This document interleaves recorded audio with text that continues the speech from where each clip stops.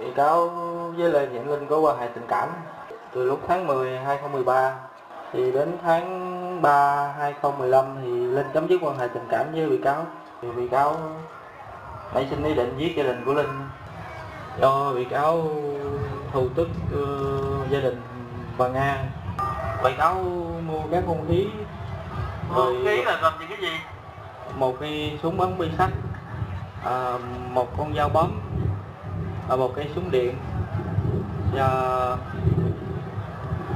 khoảng 10 sợi dây gút và một sợi dây vải. Bị cáo đem để trong ba lô. Bị cáo đầu tiên bị cáo rủ Trần Đình Thoại đi gây án. Sau khi gây án không được thì bị cáo rủ Tiến. Cũng nói với Thoại vậy phải không? Đúng. Thì bị cáo mới nói với Tiến là khi nào tao làm gì thằng nhỏ mày bịt miệng nó. Nghĩa là khi đến chỗ thì bị cáo mới nói là cái ý định đó phải không? Đúng. Thì cáo tính là dụ Vĩ ra mở cửa xong rồi giết Vĩ xong rồi vô nhà khống chế từng người. Đêm đó bị cáo giết tất cả mấy người? 6 người.